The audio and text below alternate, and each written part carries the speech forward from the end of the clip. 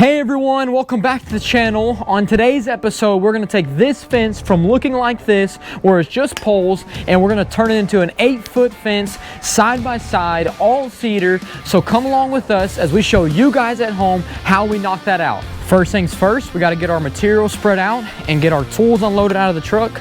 So I'm gonna immediately grab all the tools and get those down, and then we're gonna start spreading out our brackets and 2x4s.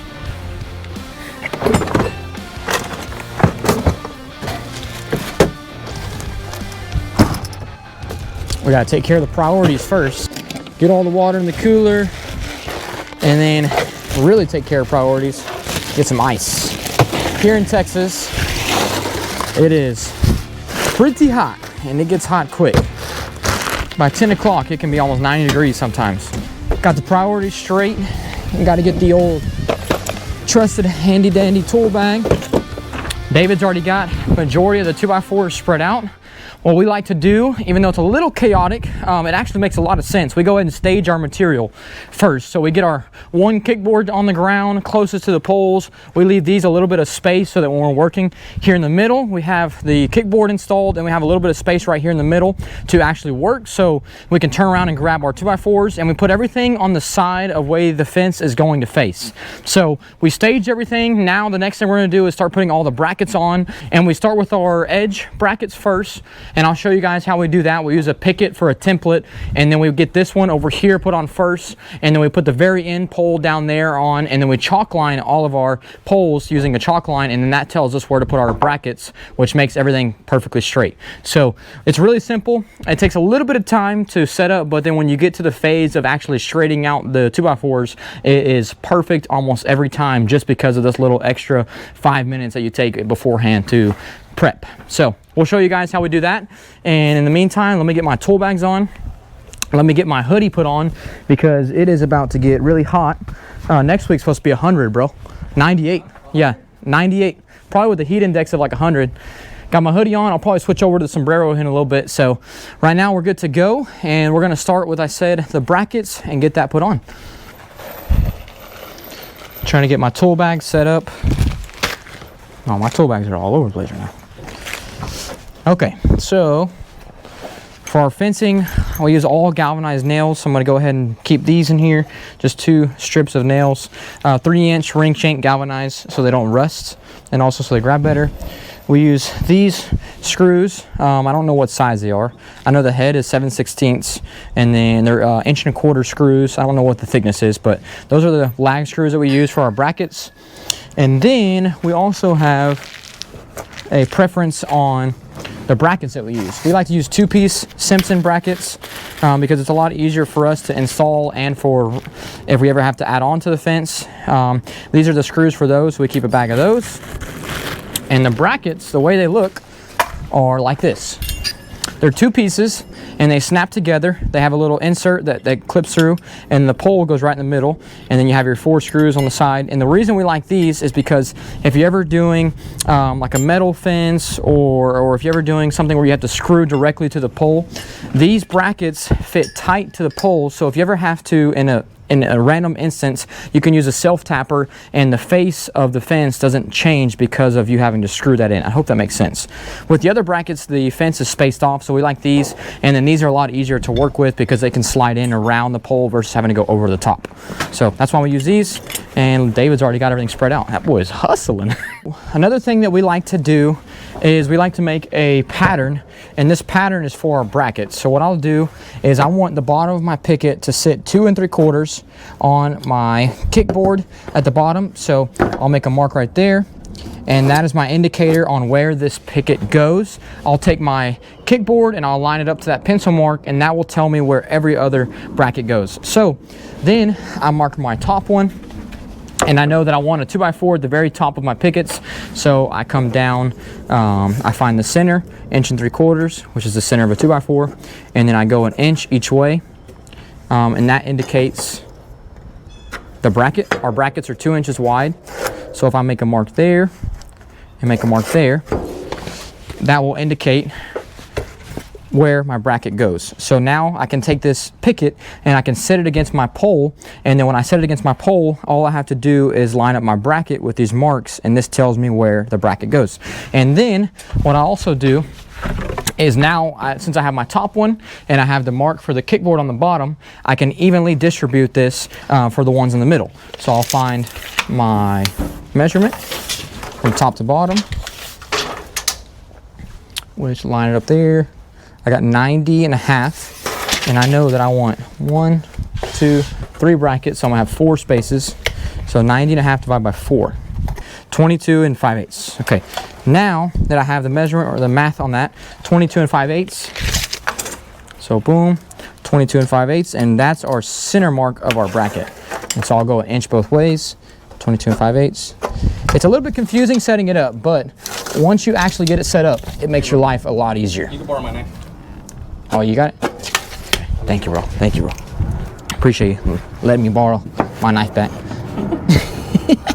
If we had $1 for every time we've done that to each other, we'd be rich, bro. Or you'd probably be more rich than I would. You'd be rolling in it. Now, what I'm doing is I'm using my speed square, marking an inch both ways from my center point.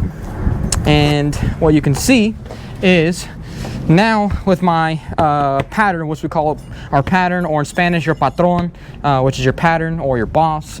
And then I could take my bracket, line it up with this pencil mark, and that will indicate where our brackets goes. And so that's really how simple it is. And this evenly spaces it out and makes it look uniform and nice and crisp. So now that we have this done, we'll show you how we do the application of that after we put our kickboard in.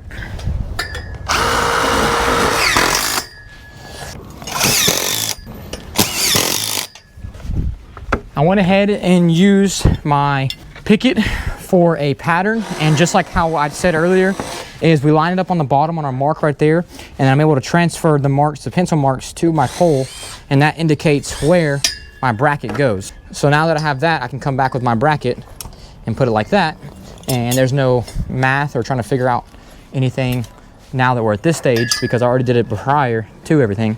And then I can mount this one here on this side, do the same thing on the other side over there, and then I can string line across the front. But thankfully on this front portion, a 12-foot 2x4 reaches everything, so I'm able to use this 2x4 as my quote-unquote string line. So I can put my 2x4 here and then level it using my level, because I want the front to be perfectly level, and then that will indicate where the other brackets go.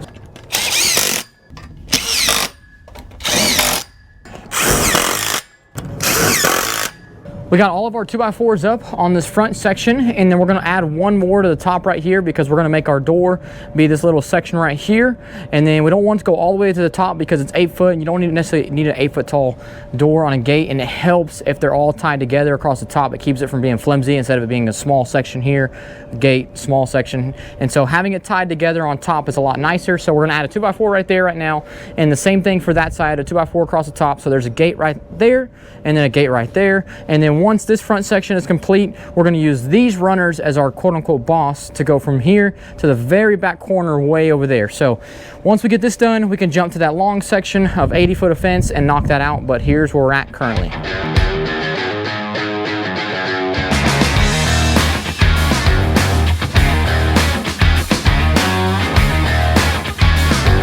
We're going to go ahead and switch gears and knock out this front section so that we can have the gates already done, so we can walk in and out nice and easily. All of our materials already spread, but it'll help us if we just go ahead and knock this out. So it won't take us but 30 minutes, so we're going to quickly knock it all out and get it done. So I'm going to throw you guys into a time lapse, and then I'll explain how we do it once it's built and show you guys some details on how we did it.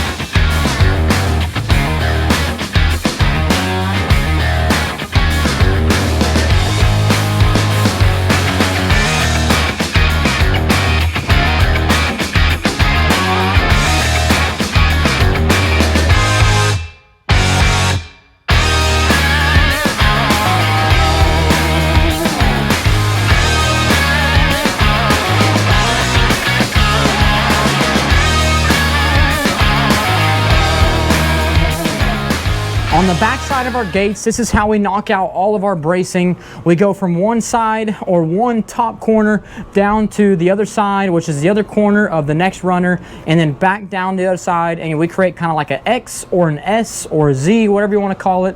And then we add our blocking specifically for our latches over here.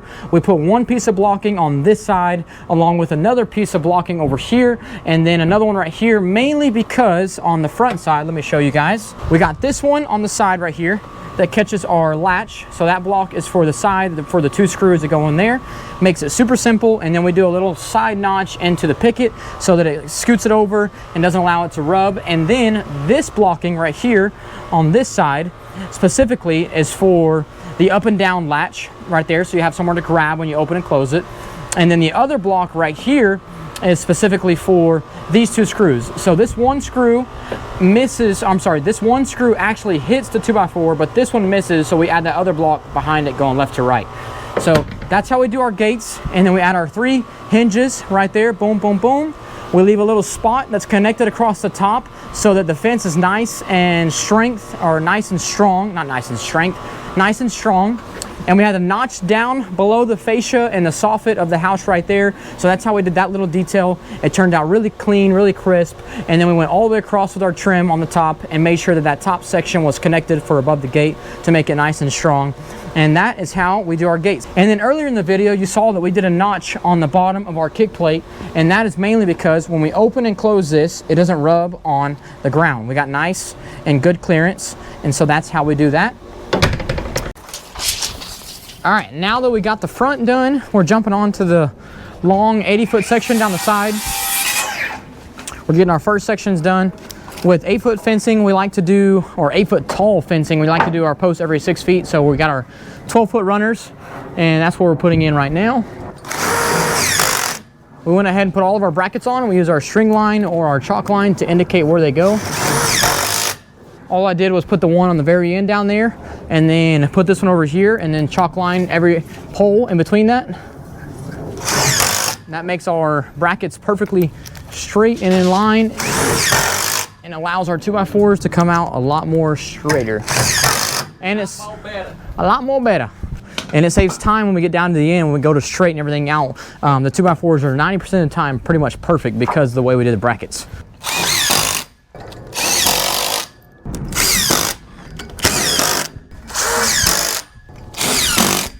We're moving right along. We're leaving our top runner off real quick, and we're getting all of the 3 bottom, the low-hanging fruit, knocking those out real quick. So we skipped this part right here because this is our indicator pole that we're gonna end up going downhill.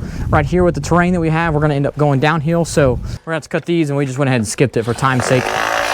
Not for any reason in particular, just really to be quick and fast.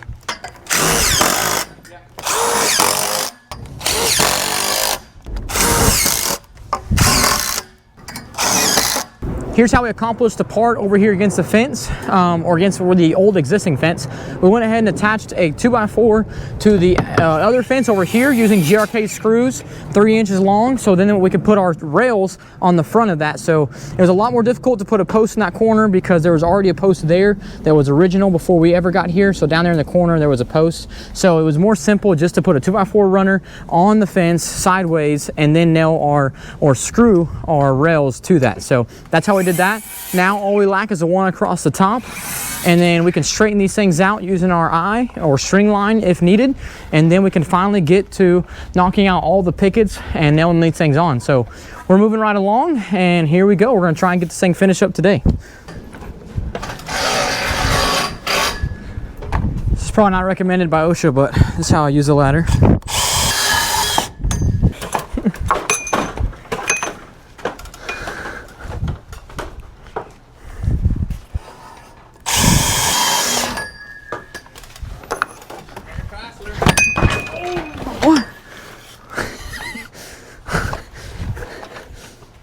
What happened? Are you alright? What? What are you talking about?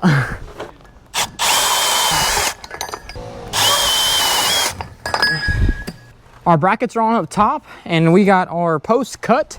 So now we can jump to our top rail and do that across the top. And once we get our top rail on, then we can go to straighten it out with our eye or the chalk line. And then after that, we can start nailing pickets on and get this thing finished. All of our 2x4 rails are on the fence. We got all of our post caps on as well.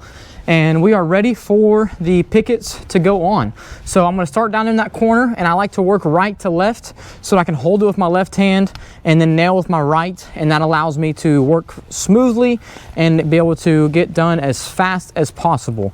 So should take us probably about 30 minutes to maybe an hour to do all these pickets. I'm gonna knock them out because it's side by side, so it should be fast. Here we go.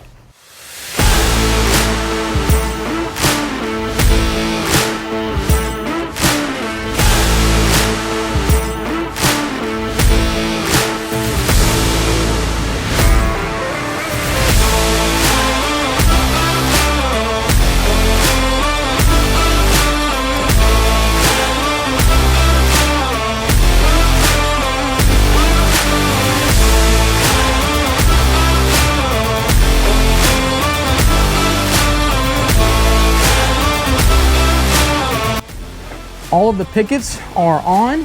We got our trim put on, and so everything turned out amazing on the fence, and it was pretty smooth. Took us probably about an hour or so to knock it out, but it wasn't too difficult, and we were able to knock out all of the trim and pickets and get this thing buttoned up.